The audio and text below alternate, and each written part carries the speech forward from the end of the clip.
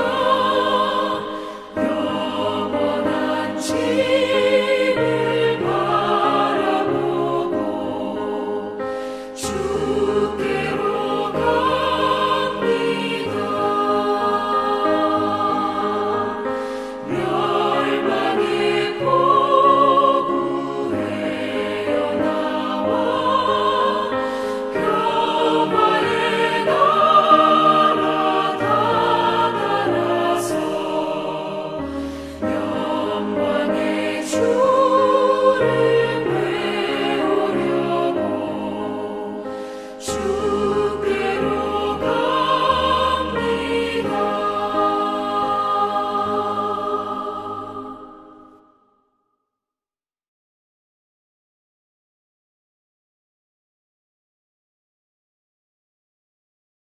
마가복음 6장 1절에서 6절.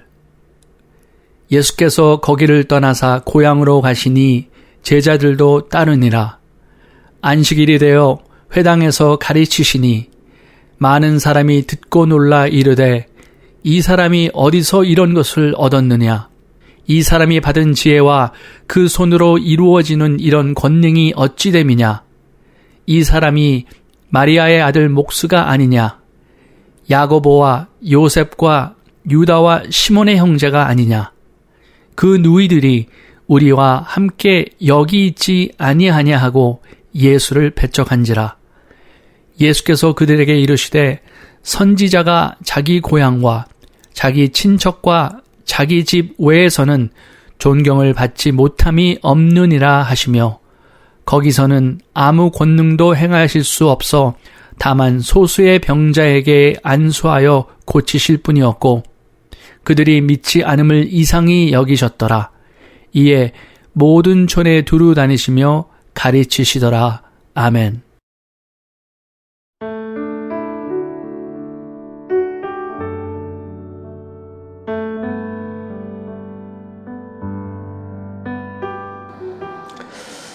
예수님의 일생 가운데에 두 번을 고향인 나사렛을 방문하셨습니다. 첫 번째 방문은 누가복음 4장에 있습니다. 예수님이 요단강에서 세례를 받으시고 성령에 이끌려 40일 동안 광야에서 사단의 시험을 받으셨죠. 그 시험을 거친 후에 여러 회당을 다니시면서 말씀을 가르쳤는데 가르치다 보니까 그 인기가 갈릴리 사방 전면으로 퍼져나갔습니다. 아침에 일어나 보더니 스타가 되었더라. 이런 말 우리가 아시죠? 아마 이런 표현이 예수님께 꼭 맞을는지도 모르겠습니다. 그러는 와중에 예수님은 고향인 나사렛을 방문하셨습니다. 어느 곳을 가든지 회당에 가셔서 안식일이 되면 회당에 가셔서 늘 말씀을 가르쳤는데 고향인 나사렛에 가서도 회당에서 말씀을 가르쳤습니다. 어찌된 영문인지 모르지만 마을 사람들은 매우 화가 났습니다.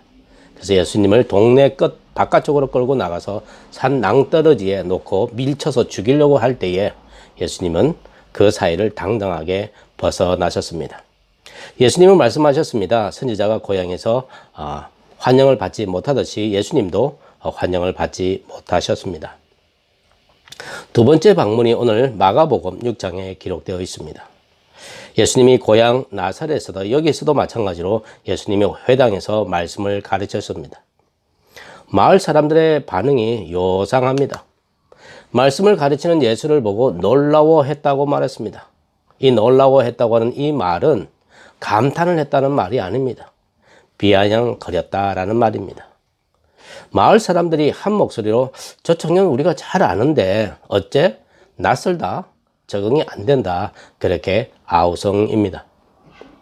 예수가 누구냐? 우리가 잘 알잖아. 그 집안의 손바닥 보듯이 우리가 다 잘 알지 않는가? 마리아의 아들 목수 예수 아닌가? 목수 요셉 아들 예수 아니냐? 이렇게 이야기를 하면 참 좋을 것 같은데 그렇게 이야기하지 않는 것 같습니다. 마리아가 결혼도 하기 전에 어디서 험한 일을 당해서 원치 않는 임신을 했잖냐. 돌 맞아 죽을 뻔한 거 요셉이, 저 착한 요셉이 데려다가 자기 부인으로 삼고 결혼하고 또 그 아이 사생아를 이렇게 자기 호적에 올려서 자기 애 임금마냥 한 애가 바로 저야 아니야? 예수 아니야? 그렇게 비아냥거리는 거죠. 예수의 형제 요셉과 유다과 시몬과 그 누이는 어떻고 우리가 너무나 잘 알지 않냐고. 마을 사람들 중에는 예수의 친구가 있었을 것이고 그의 성장기를 본 어른들이 있었을 것이고 예수의 집에 숟가락이 몇 개고 젓가락이 몇 개인지 다 꿰뚫고 있는 이 마을 사람들은 이구동성으로 저 집안을 우리가 너무나 잘 아는데 별로 없는 집안이거든. 그렇게 잘 알고는 예수의 가르침을 들었으면 와, 개천에서 용났구나. 현수막을 걸지는 못하더라도 신기하다며 박수치고 잔치를 열어야 할 판에 마을 사람들은 오히려 낯설어합니다. 그들이 알고 있는 예수는 무식한 목수여야 하고 자기들 앞에서 바닥 인생을 살아가는 모습을 보여줘야 할 고향집 아이에 불과했습니다.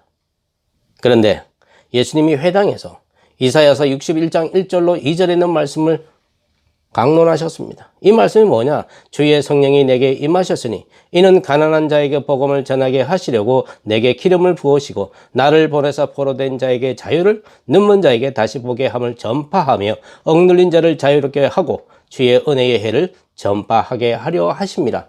이 말씀을 그들에게 낭독해 주면서 강론하시며 설교를 하셨다고 하는 겁니다. 마을 사람들이 예수의 강론이 예사롭지 않다는 것을 느꼈지만 그의 가르침과 권위에 마을 사람들이 도무지 적응이 안 된다고 하는 거죠. 예수님을 못 본 지 한 1년 정도밖에 안 됐는데 그 사이에 이 무식한 집안의 사생아가 이렇게 초고속 성장하여 그들 앞에 나타나서 폐부를 찌르는 강론을 펼칠 수 있다고 하는 것, 마을 사람들이 달갑지 않다라고 하는 겁니다. 예수를 잘 안다는 선입견, 고정관념이 그들로 하여금 예수를 받아들일 수가 없었던 겁니다. 지난 1년 사이에 갈릴리 전역에서 나사렛 예수의 소문을 들어서 보지 못한 사람이 없을 정도로 유명세를 타고 있었던 예수였습니다. 아무리 나사렛의 총구석이라 할지라도 소식은 들어갈 것 아니겠습니까? 좀 더 늦게 들어간다 할지라도 그들도 예수의 소식을 듣고 있었을 것이라는 거죠.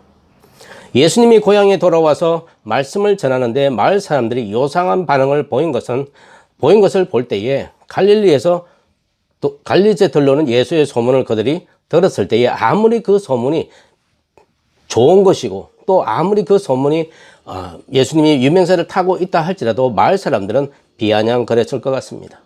나쁜 소식이었다면 아마 더 부풀려서 날랐을 것만 같습니다. 그럼 이런 추측이 왜 어떻게 가능하냐?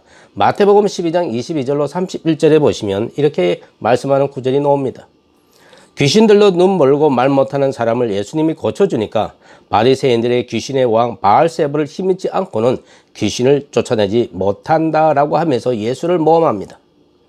바리새인들이 자기의 주장을 합리화했던 일을 이야기하고 있습니다. 그들이 누구입니까? 사회의 부유층입니다. 지식층이었습니다. 지도층에 속하며 율법에 능통한 자들이었습니다. 그런데 그들에게 예수는 적이었습니다. 왜 예수님이 그들에게 빗나간 것일까요? 예수로 인해 자기들의 탐욕이 들통났습니다. 막대한 손해를 보았습니다. 그런 그들이 할 수 있는 일이 무엇일까요? 모험하는 일, 비아냥거리는 일, 경멸하는 일, 가짜뉴스 퍼뜨리는 일들이죠. 코로나19와 관련된 가짜뉴스로 한인타운 책장들이 한때 손해를 입은 사실은 우리는 너무나 잘 압니다. 가짜뉴스, 사회의 분열을 조장하는 악한 행위인 거죠. 뉴스를 받고 사실 확인 한 번만 하면 가짜 뉴스인 줄 알게 되는데 이거 안 합니다. 생각 없이 막 퍼뜨립니다. 그러니 가짜 뉴스를 만들어 유포하는 자는 돈 안 들이고 자기 원하는 대로 정치계든 경제계든 종교계든 문화계든 무엇이든지 흔들 수 있습니다. 마구 뿌려주니까요. 예수님의 가족은 어땠을 것 같습니까? 예수의 가르침과 병자를 치료하는 행위를 본 가족들은 예수를 어떻게 받아들였을 것 같습니까? 마을 사람들과 별반 다르지 않았던 것 같습니다. 마가복음 3장 21절에 예수의 친족들이 듣고 그를 붙들어 놓으니 이는 그가 미쳤다 함일러라 했습니다. 마가복음 3장 31절 이하에 보면 예수님을 만나러 가족들이 왔을 때 예수님이 이렇게 말하죠. 누가 내 어머니며 동생들이냐? 누구든지 하나님 뜻대로 행하는 자가 내 형제요, 자매요, 어머니이라 이렇게 반응했으니까 그 주위의 사람들이 볼 때 무슨 생각을 하겠습니까? 참 저 집안 콩가루 집안 아니겠는가 그런 생각 안 하겠습니까? 예수님은 늘 악한 영과 싸웠습니다. 악한 영이 때로는 사람의 건강을 해치기도 하고 인간관계를 망가뜨리기도 하며 사람의 내면 세계를 황폐케 하는 악한 영의 능력을 예수님은 권원적으로 제압을 했고 무기력하게 만들었습니다. 그러다 보니 그 시대의 사람들에게 예수는 악한 영과 싸우는 사람, 즉 미치지 않고는 할 수 없는 행동으로 보일 수도 있었습니다. 사실 미쳤다는 말을 들어야 할 사람은 예수님이 아니라 세례 요한이지 않습니까? 요한은 광야에서 약대 털옷을 입고 지팡이를 든 채 메뚜기와 석청을 먹고 살았다 했습니다. 그 시대로 봐서도 요상한 모습 아니겠습니까? 그러나 그 시대의 사람들은 세례 요한을 미쳤다 하지 않았습니다. 오히려 두려워했고 존경했습니다. 어떻게 그것이 가능합니까? 세례 요한은 도덕적이고 윤리적인 사람으로 정평이 난 자였기 때문입니다. 사람들의 양심을 날카롭게 파헤치는 그의 도덕적인 가르침은 비정상적인 그의 생활 태도에 시비를 불러일으킬 수가 없었습니다. 오히려 그의 도덕성을 강화하는 근거로 작용했다고 보아야 할 것입니다. 세례 요한과 달리 율법에서 금하는 것은 다 해보고 먹지 말라 마시지 말라는 거 다 먹고 마시고 사귀지 말라는 부류의 사람 다 만나고 하고 싶은 날 하고 싶은 말 사람의 계층을 가리지 않고 하며 살았던 예수는 그 사회에 지도 계층들이 만들어낸 비윤리적이고 급진교육 좌파이고 미친 사람이라는 가짜 뉴스에 시달려야만 했을 것입니다. 예수님의 고향 사람들은 예수를 잘 알고 있다는 선입견 때문에 현재 그들 앞에 나타난 예수를 바로 바라보지 못했습니다. 고향 사람들의 귀를 즐겁게 해주는 가르침이 아니라 그들에게 하나님 나라가 가까이 왔으니 회개하라는 말씀이 고향 사람들에게 예수가 낯설게 여겨지는 것이죠. 어쩌면 고향 사람들은 청년 예수에게 그런 지식인 흉내내지 말고 무속인 흉내내지 말고 옛날 너의 모습 그대로 돌아오면 어떻겠니? 그렇게 말했는지도 모릅니다. 옛 모습의 예수는 어떻습니까? 마을 사람들이 생각하는 이 예수는 무식하거든요. 어리버리하거든요. 바닥 인생을 살거든요. 예수를 받아들이지 않는 고향 사람들을 보시고 예수님이 오히려 의아해 하십니다. 그래서 말씀하시는 거죠. 이상하다. 하나님의 말씀은 받아들이지 않으면서 병자를 치료하는 것은 환영하니 갸우뚱할 수밖에 없는 거죠. 단문만 쏙 빼먹고 권능은 인정하지 않았다는 것입니다. 이것을 이 사도 마가는 이렇게 말하죠. 예수님이 고향 사람들에게서 배척을 당했다. 여기서 배척했다라는 이 말이 헬라어로 에스칸달리존토라고 이야기를 하는데 걸려 넘어지다, stumble이라는 뜻입니다. 이 단어는 스칸달리조, 영어에서 스캔들에서 나온 말이라고 합니다. 예수를 받아들이지 못한 것은 선입견, 고정관념에 걸려 넘어져서 믿을 수 없었다는 것입니다. 마태복음 11장 6절에 보시면 누구든지 나로 말미암아 실족하지 아니하는 자는 복이 있도다. 여기서 실족이라는 이 말이 바로 넘어진다는 배척과 같은 말입니다. 예수께 걸려 넘어지는 자는 예수의 적대자였던 바리새인, 율법학자와 같은 부류의 사람만이 있는 것이 아니었습니다. 예수님을 따르는 자들 중에도 예수님 때문에 시험 들고 예수님 때문에 기분 상하는 일이 많았습니다. 이걸 예수님 때문에 걸려 넘어진 자, 실족했다고 말하는 것입니다.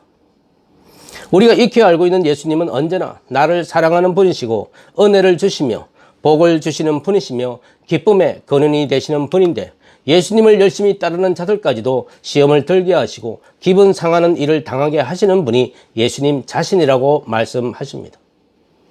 여러분은 이것을 어떻게 받아들이겠습니까? 우리가 알고 있던 예수님의 이미지와 너무 다르지 않습니까? 신앙생활을 처음 할 때는 항상 사랑받는 것 같아 기분 좋습니다. 사람들이 나만 초점을 두니까 참 좋은 것 같습니다. 은혜가 충만합니다. 기도했더니 기도 응답을 받습니다. 늘 즐거웠습니다.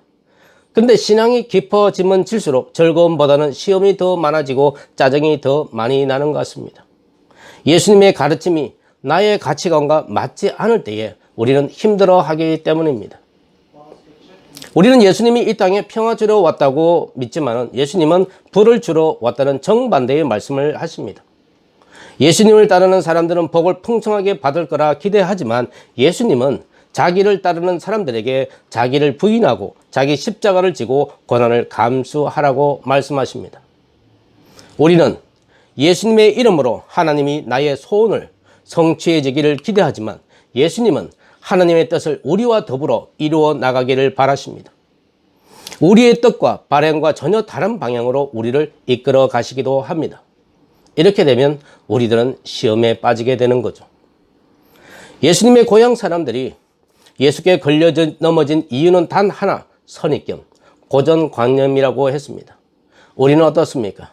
우리도 예수님의 고향 사람들처럼 예수님은 내가 뭔 일을 해도 나를 사랑하시고 용서하시고 복을 주시고 항상 좋은 것들로 채워주시는 분이어야 한다는 그런 공식에 혹 우리가 매여 있지는 않습니까? 어쩌면 지금까지 예수를 믿은 것이 아니라 예수님이 보여준 수호신 같은 능력을 믿었는지도 모릅니다. 만약 지금도 예수님을 내가 뭔 일을 해도 나를 보호하시고 내가 원하는 것을 채워주실 분이라고 여기고 있다면 날마다 새 일을 행하시고 미래를 향해 나아가시는 주님을 우리는 거부하게 되는 것입니다. 주님은 나를 사랑하는 분이라고 굳게 믿고 있었다면 오늘 나에게 다가오시는 주님은 나만 사랑하는 분이 아니라 내가 다가가기 싫어하는 이웃도 사랑하는 분으로 찾아오셔서 나에게 이웃을 거절과 혐오로 대하지 말고 환영하고 내 몸처럼 사랑하라고 말씀하실 것입니다. 주님은 나에게 성공과 물질적인 복을 보장해 주는 분이라고 지금까지 믿고 있었다면 오늘 나에게 다가오실 주님은 지금 주님을 사랑하며 사는 것이 하나님의 뜻이라고 말씀하실 것이며 물질적인 성공보다는 하나님의 뜻을 이루는 영생을 위한 삶을 살라고 말씀하실 것입니다. 내 손에 쥐고 있는 것을 다 내려놓고 주님의 길을 따르라고 하실 것입니다. 주님이 나를 높은 곳에 서 있게 했다면 오늘 나에게 다가오실 주님은 낮은 곳으로 가라, 좁은 길로 가라 말씀하실 것입니다. 예수를 믿는다는 것이 무엇일까요? 내 마음을 흡족해 해주는 예수가 아니라 나에게 익숙한 예수를 따라 나서는 것이 아닙니다. 이사야 55장 8절에 보시면 내 생각은 너희 생각과 다르고 내 길은 너희의 길과 다르다고 하신 하나님의 말씀을 듣고 내 생각과 내 길이 예수와 다르다 할지라도 낯선 길을 가시는 예수를 따라 나설 수 있는 용기, 이것이 믿음이 아니겠습니까? 많은 사람들이 오늘의 교회가 세상에서 빛과 소금의 역할을 감당하지 못한다고 환탄들을 하고 있습니다. 교인들이 교회를 떠나고 교세가 줄어들어 교회가 힘이 없다고들 말합니다. 그 원인들로 다음 세대가 준비되지 않았기 때문이라고 하고 성소수자 문제 때문이라고 하고 신앙 문제라고 하기도 하고 교회가 만몬 사상에 물들어서 돈만 밝혀서 이렇게 되었다 하기도 하며 무분별한 신학교들 때문에 실력 없는 목사들이 배출되어 교회가 이렇게 되었다고들 합니다. 여러분 정말 그렇게들 생각하십니까? 내 마음에 맞는 예수, 내가 익숙한 예수, 그분에 대한 우리의 좁은 이해만 머물고 싶은 나의 욕구가 예수님을 교회 안에 가두어 둔다는 생각은 못하십니까?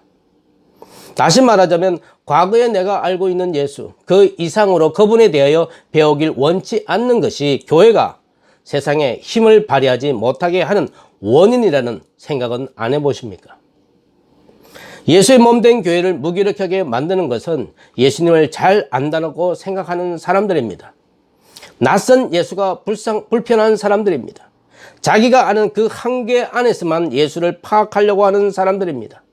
그 한계를 넘어 미래를 열어가시는 예수님은 알고 싶지 않는 사람들입니다. 성경을 배워도 주입식, 누가 갖다 먹여주는 대로 그것을 받아들이기를 원하고 생각 없이 무조건 외우고 생각 없이 목사가 하라는 대로 하는 것이 신앙이 좋은 것이라고 생각하게 만드는 그 사람들이 교회를 교회답지 못하게 한다는 것도 알아두면 좋을 것 같습니다. 죄인들과 함께 식사하시고 부정한 것을 만져 정결케 하신 예수의 행동이 나사렛 고향 사람들은 물론이고 신약시대의 지식청들에게 생소하고 낯설었습니다. 그 낯설었던 그 자리가 곧 하나님 나라가 시작되는 지점이었음에도 불구하고 자기들에게 낯설다는 이유 하나로 하나님 나라를 거절하게 되었습니다. 늘 하던 방식이 아니면 불편하게 느껴지기 때문에 낯선 것에 대한 두려움이 있었습니다. 그 두려움이 예수를 제대로 판단할 수 없게 만들었습니다. 우리는 어떻습니까? 한인교회가 노숙자를 대변하고 인권을 강조하며 행정부의 이민정책을 비판하고 세계의 난민을 구제하는 일에 나서고 묻지마 폭행의 피해를 받은 사람을 돕자고 하고 최저임금 인상에 앞장서고 아파트 렌트비 인상 반대 운동을 펼치고 블랙 생명도 흑인 생명도 생명이다, 정의가 없으면 평화도 없다며 행정부에 항거하자고 외친다면 그것은 교회가 하는 일이 아니라 하시겠습니까? 만약 이 같은 일이 교회에 이 같은 일에 교회가 나서지 않는 것이 성서적이라고 말한다면 우리는 나사렛 예수에게 걸려 넘어지게 되는 겁니다. 실족하게 되는 것입니다. 사람의 생각에 가능성이 없다는 지점에서 하나님 나라가 시작된다는 것을 믿어야 합니다. 이런 것에 우리가 나선 겁니다. 낯설다고 하는 것, 내가 불편해하는 그 지점을 말합니다. 그 낯설음이 우리에게 친근하게 다가와야 합니다. 왜 그런가? 사람에 관계된 모든 일에 교회가 나서야 하기 때문입니다.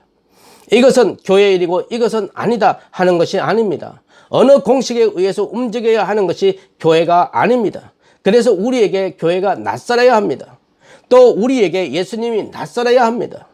그래야 우리가 예수님을 더욱더 바로 알아갈 수 있습니다. 거기에 하나님 나라가 있기 때문이죠. 낯선 세계로 나아가시는 주님을 따라 나설 용기가 우리에게 필요합니다. 그래서 우리의 삶이 이 세상을 향해서 선포하는 회개가 되고 우리를 통해 세상의 잘못된 가치 체계가 고쳐지고 병든 사회가 회복되길 기대할 수 있습니다. 그런 날을 기대하며 용기를 내어 함께 걸어가는 우리 모두가 되시기를 주님의 이름으로 축원합니다.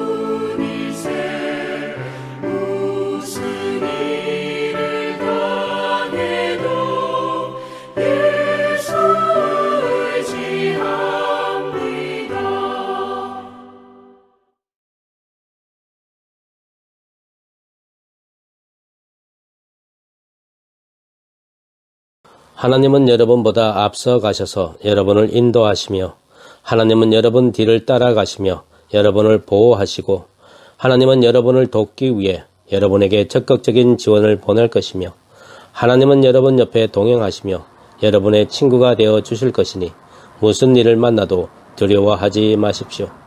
우리 주 예수 그리스도의 은혜와 하나님의 지극하신 사랑과 성령의 교통하심이 여러분 위에 함께 하시기를 축복합니다. 아멘.